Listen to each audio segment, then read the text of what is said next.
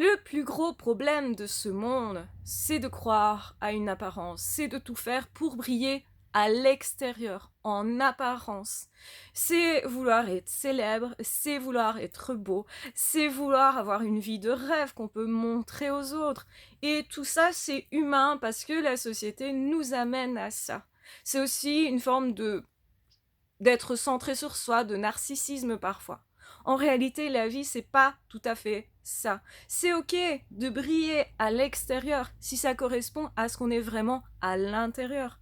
Mais si je fais semblant, je serai malheureux. Si ça ne me correspond pas, si je fais quelque chose qui n'est pas moi, je vais sentir ce décalage à l'intérieur et ça va surtout beaucoup me frustrer. Alors soit je vais me couper de mes émotions pour ne pas trop ressentir ce décalage et me donner l'illusion que c'est ce qu'il fallait faire.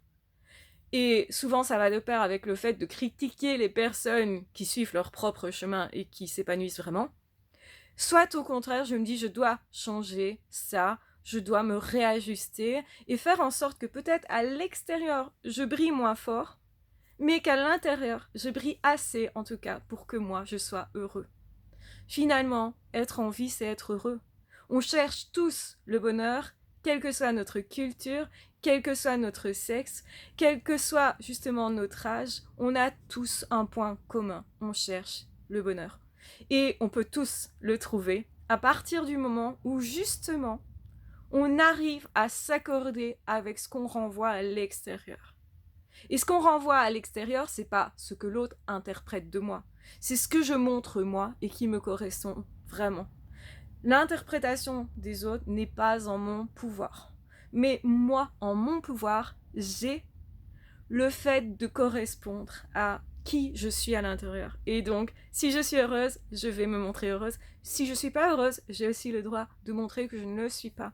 Si je suis stressée, j'ai le droit de vivre cette émotion-là aussi.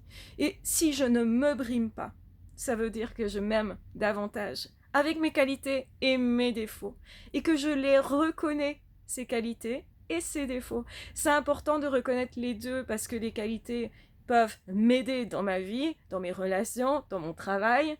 Et si je ne les reconnais pas, je ne saurais pas les exploiter, les utiliser. Si par contre je ne reconnais pas mes défauts, je vais me croire au-dessus des autres, supérieure par rapport à ce que je suis, et forcément la réalité me ramènera toujours en pleine face le fait que j'arrive pas à faire certaines choses. En fait, c'est normal. Si vous vous aimez, ne vous jugez pas. Dites-vous, ok, j'en suis là, voilà sur quoi je dois travailler, sur quoi je voudrais moi évoluer, et c'est un choix. Il y a peut-être des choses que j'ai pas envie de travailler, il y a des choses sur lesquelles c'est mieux aussi que je ne me mette pas trop de pression.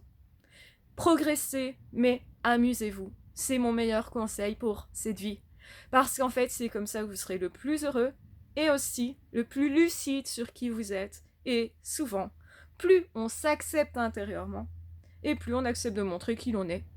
Et moins d'ailleurs on est touché par les critiques, etc., qui seraient négatives parce qu'on se dit, peu importe ce que l'autre projette sur moi, peu importe ce que l'autre voit de moi, parce que c'est pas ma responsabilité. Moi, ma responsabilité, c'est de montrer à l'extérieur ce qui m'anime vraiment à l'intérieur.